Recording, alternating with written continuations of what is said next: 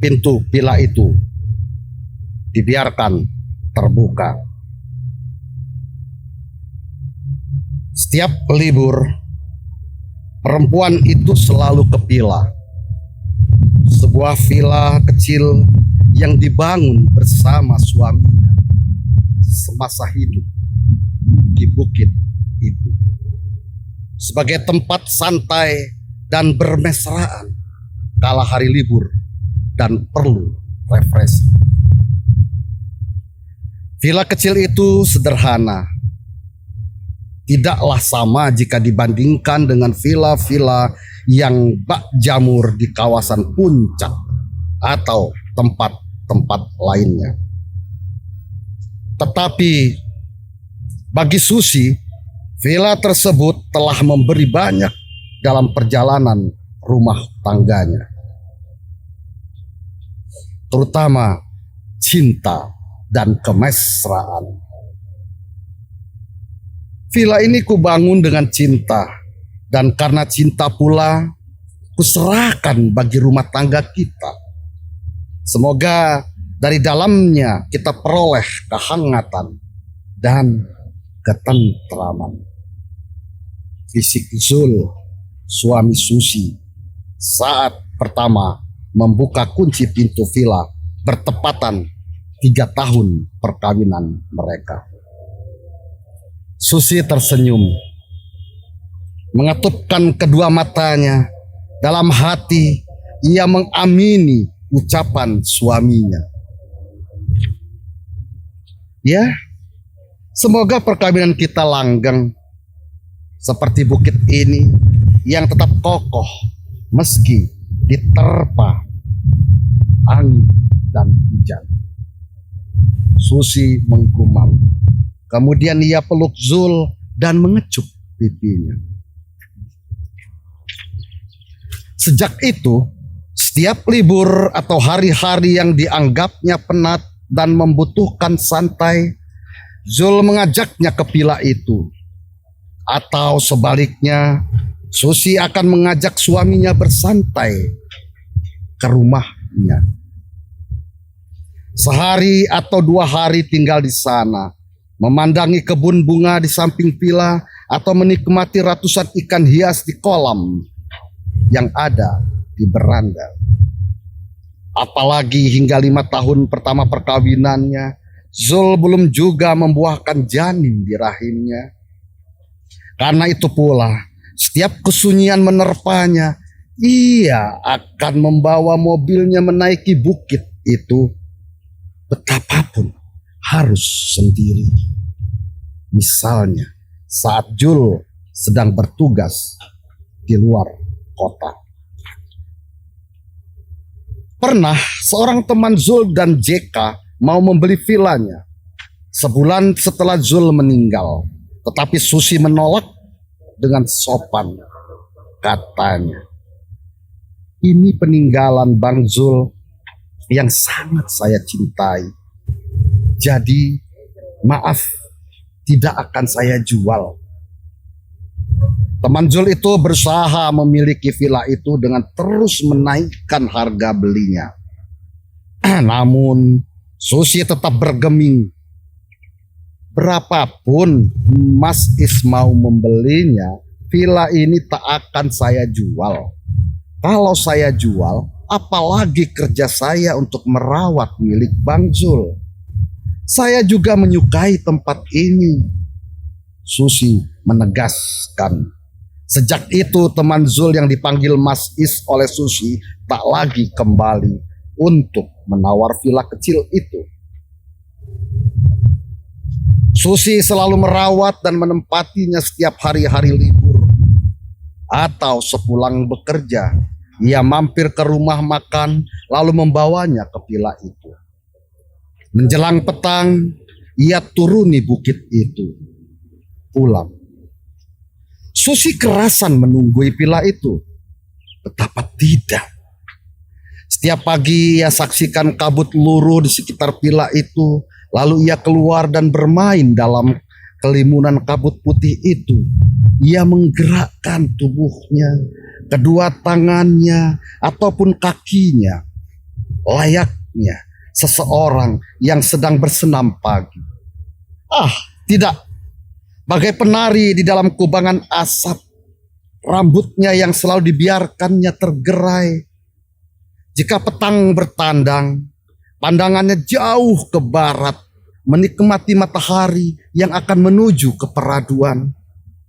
Seperti ia tengah menikmati sunset di tepi pantai. Sampai matahari itu terbenam, ia berdiri di depan vilanya. Setelah pekat ia masuk dan menutup rapat pintu. Lampu yang benderang akan menampar tubuhnya. Dari luar akan tampak siluet perempuan yang bergerak-gerak ataupun terpaku duduk. Harmonisasi antara sinar lampu di dalam villa dengan dirinya yang anggun. Dari luar sana, tentu orang yang melihat seperti menyaksikan sebuah pertunjukan seni. Bagai seorang penari di panggung dengan sorotan lampu, panggung yang artistik. Tetapi tepatnya bagai sebuah lukisan perempuan di dalam bingkai yang dipajang di dinding. Mungkin karya Basuki Abdullah pun yang dikatakan selalu indah, kalah indah dari apa yang terlihat dari film tersebut. Setiap orang memuji Susi, tapi Susi hanya tersenyum, mengibaskan tangan kirinya untuk menolak pujian tersebut. Apalah artinya saya, lukisan Basuki ataupun Van Gogh akan lebih indah dan menarik dinikmati. Kata itu selalu terucap dari bibir Susi. Saya janda kini, perempuan yang selalu dan akan tetap selalu setia pada suami, pada Bang Zul. Ia tak akan pernah tergantikan. Bahkan kata itu berulang ia ucapkan kepada siapapun, terutama setiap lelaki yang mencoba mengusik kesepiannya. Karena itu, ia lebih suka memilih tinggal di villa, ingin menyendiri, tak hendak diusik oleh riuh dan tatapan mata lelaki yang gaduh. Bagi Susi, hidup cukup sekali mengenal lelaki. Cuma sekali bersuami. Sebab lelaki yang sangat dicintai tak akan pernah terganti oleh lelaki lain. Cinta pun demikian tak akan datang untuk kedua kali. Aku tak bisa membagi cinta antara Bang Zul dengan lelaki lain. Maafkan saya, tapi saya menghargai tawaranmu. Terima kasih Endah, kata Susi ketika teman sekantornya itu diajaknya singgah ke vilanya. Sampai kapan kau tetap tegar hidup sendiri? Apakah kau tak pernah merindukan kasih sayang seorang lelaki? Endah bertanya, hati-hati menjaga perasaan sahabatnya. Mungkin sampai kapanpun, setiap perempuan pasti merindukan itu. Tapi kita juga punya hak untuk menepis kerinduan seperti itu. Dan buktinya, aku mampu setidaknya sampai hari ini.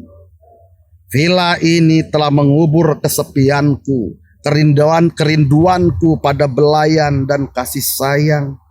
Aku sibukkan waktuku dengan merawat dan menikmati tempat ini seperti aku merawat dan menikmati cinta Bang Zul. Jawab Susi. Kau jangan membohongi perasaanmu. Aku tak yakin kau bisa hidup tentram. Tempat ini hanya pelarian. Benarkah begitu, Susi? Mata Susi menatap tajam Endah. Tatapan berang. Ia memang tersinggung dengan ucapan Endah. Kau jangan menyudutkan aku dengan pertanyaan seperti itu. Aku akan benar-benar marah kalau kau ulangi lagi ucapan itu, Endah. Maka keduanya terdiam. Bahkan hingga meninggalkan villa, menuruni bukit kecil itu. Di dalam mobil itu tak ada lagi percakapan. Sunyi. Matahari senja demikian memerah. Kau mau kuturunkan di mana? Susi tiba-tiba bertanya. Endah merasakan nada Susi itu ingin menurunkan dia segera. Di mana kau mau? Kalau kau tega, di sini pun aku bisa. Aku akan menyetop taksi nanti. Jawab Endah. Oke, kuturunkan di sini saja. Aku mau kembali ke villa, bermalam di sana. Lalu menghentikan mobilnya, menurunkan Endah, tiada basa-basi. Kemudian membelokkan mobilnya dan kembali menyusuri lereng bukit. Endah menatap sahabatnya itu tak berhenti. Bahkan wajahnya mendongak ke arah bukit, ke villa Susi. Cepat sekali ia sudah sampai. Endah menggumam begitu melihat mobil Susi sudah terparkir di depan villanya. Tetapi benarkah aku mampu sendiri? Tiba-tiba ia disergap pertanyaan yang selama ini selalu ia bunuh. Endah telah menggoyahkan batinnya. Susi menuding Endah, sebab kini ia digayuti perasaan gamang. Ia seperti bimbang dengan setiap keinginannya mendaki bukit itu, mengubur kesunyian, menggali kembali keriangan di villanya itu. Setiap kali, saban kali ia pandangi wajah Bang Zul itu di bingkai foto yang amat besar. Di ruang depan menghadap akuarium besar, di atas vas bunga asparagus, dan Susi selalu duduk di antaranya. Sesekali mencuri pandang, tepatnya lebih lama menatap foto Bang Zul. Lalu ke akuarium ikan di sebelah kirinya, dan ke vas bunga. Bunga itu pemberian Bang Zul ketika ia berulang tahun. Kemudian ia belikan vas untuk masukkan buket bunga itu, dan lalu ia letakkan persis di bawah foto Bang Zul. Pertanyaan seperti itu, tepatnya kegamangan itu, belakangan ini kerap mengusik batinnya. Lebih tepatnya sejak Endah sering datang dengan membawa setangkup nama lelaki. Cal, Jim, atau Sar. Kau bisa memilih dari ketiga nama yang kusodorkan itu, Endah. Kau pikir para lelaki itu dagangan? Ingin rasanya menampar perempuan itu. Cuma ia tak mampu mengayunkan tangannya lalu mendaratkan ke pipi Endah. Perempuan itu bukan sekadar sahabat, tapi lebih dari saudara. Susi mengenal Endah bukan hanya karena sekantor, tetapi sejak SMA dulu. Oleh karena itu, Susi hanya tersenyum memandangi sahabatnya itu setiap disodorkan nama lelaki. Nama itu lagi. Aku jadi sedih padamu, Endah. Sungguh prihatin, desis Susi. Loh, kenapa sedih padaku? Mestinya kau yang perlu dikasihani. Alasanmu? Karena kesetiaanmu itu sehingga kau melupakan kodratmu. Kau tahu, Tuhan menciptakan perempuan karena ada pasangannya, bernama lelaki. Begitu pula sebaliknya, ujar Endah. Anehnya, kau menampik kodrat itu. Aku tidak menampik. Hanya dalam hidupku cukup sekali bersuami. Hanya sekali berumah tangga dan mencintai. Apakah aku salah? Endah menggeleng. Kau lupa. perempuan tak mungkin bisa hidup sendiri. Ia ditakdirkan sebagai bagian dari lelaki. Anggapanmu itu yang keliru, sayang, bantah Susi. Bukan zamannya lagi perempuan harus tergantung pada lelaki. Perempuan mesti menjadi istri. Lagi pula aku sudah mengalami hal itu. Apa yang dikatakan orang sebagai berumah tangga? Aku sudah pernah punya suami. Aku juga sudah mengalami melahirkan dan punya anak. Apalagi? Enda mendesah. Kau sungguh-sungguh. Aku tak pernah main-main. Endah, aku selalu serius, Susi meyakinkan. Tetapi, benarkah aku serius? Benarkah aku mampu hidup sendiri? Menjadi single parent? Lagi-lagi Susi disergap ragu.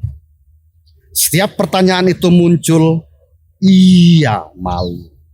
Sebab sesungguhnya Susi tak pernah merasa sepenuhnya kokoh dalam menjalani hidup sendiri. Jiwanya kerap rapuh, terutama setiap malam menjelang. Tak dapat dipungkiri bahwa ia kadang merindukan jalan bersama seorang lelaki, bergandeng tangan, turun dari mobil, lalu memasuki mall atau kafe, ataupun ke pesta. Kerinduannya itu kemudian dia hapus atau mati sendiri begitu ia tertidur. Dan esok pagi ketika bangun merasa kembali segar. Susi tetap semangat menyiapkan sarapan pagi dan segala sesuatu bagi kedua anaknya. Juga bagi dirinya. Bahkan seperti tak terjadi apa-apa ketika ia duduki kursi tempatnya bekerja. Mungkin hanya Endah, teman karibnya, yang tahu kalau semua yang dilakukan Susi hanya tampak luarnya. Sesungguhnya hati Susi tetap kesepian. Aku tidak kecewa pada lelaki karena memang Bang Zul tak pernah mengecewakanku. Bahkan Bang Zul amat baik. Ia sangat mencintai dan menyayangiku. Bang Zul bertanggung jawab pada keluarga. Itu sebabnya ia tak kenal hari libur jika ada pekerjaan yang harus segera diselesaikan. Karena itu pula, usianya digerogoti penyakit membuat Bang Zul lebih cepat dipanggil Tuhan. Jadi maafkan aku kalau aku tak mau lagi berkeluarga. Tak ingin mengkhianati cinta Bang Zul. Biarlah orang mengatakan aku apa saja karena kesetiaanku ini pada suamiku. Susi selalu mengutarakan itu pada Endah. Setiap temannya itu menawarkan agar ia berumah tangga lagi. Kau tak berkhianat pada Bang Zul, Susi. Kesetiaan tak harus diwujudkan dengan cinta seperti itu, tegas Endah. Aku juga pernah sepertimu. Yang membedakan adalah suamiku mati di sebuah bar saat mabuk. Ia mati di tangan para preman, ucap Endah lirih. Endah melanjutkan. Aku tetap mencintai Mas Im meski ku tahu di luar ia berkhianat. Lantas apa cukup cinta itu untuk hidupku mendatang? Tidak, Susi, tidak. Aku hanya bisa bertahan 5 tahun hidup sendiri. Aku berumah tangga lagi sambil tetap tak melupakan kebaikan-kebaikan Mas Im. Sampai sekarang, tidak. Aku sudah bisa melupakan Mas Im. Aku tak mau berkhianat dengan suamiku yang baru. Aku harus realistis. Sekarang aku adalah istri Kang Daniel. Begitu cepatkah? Tidak juga. Prosesnya cukup lama. Setelah itu Susi mendesah. Dalam hati ia menolak apa yang dikatakan Endah. Perasaannya tak dapat menerima perjalanan hidup sahabatnya itu. Cinta memang tergantung yang merasakannya. Bagi Susi, Cinta adalah segalanya yang dipenuhi keindahan. Di sana ada kesetiaan, kasih sayang, dan keharmonisan. Ia tak bisa dikubur begitu saja meski orang yang dicintai telah berkalang tanah. Tetapi berbeda bagi Endah. Cinta ada ketika orang yang dicintai masih ada. Cinta akan selalu berbunga jika ada orang yang menyiraminya. Kalau sudah tiada, apakah cinta akan tumbuh di taman tandus dan tak diberi pupuk? Aku pikir kita harus realistis saja. Seperti hidup yang selalu realistis. Kata Endah lagi setelah beberapa lama hening. Itu pandangan seorang realisme. Aku bukan penganut aliran itu, bantah Susi. Ada kalanya hidup ini tidak bisa dilihat secara realistis. Kita harus mengakomodasi pandangan-pandangan lain, misalnya absurditas, surrealisme, bahkan mistisisme. Terserah kaulah kalau begitu. Endah kehabisan cara. Aku hanya menyarankan, itu kalau kau mau menerima. Aku kasihan dengan kedua anakmu. Mereka masih membutuhkan kasih sayang dari seorang ayah. Kalau soal anakku, tak ada masalah. Aku dapat berperan sekaligus sebagai seorang ayah. Oke. Endah lalu mengatupkan mulutnya.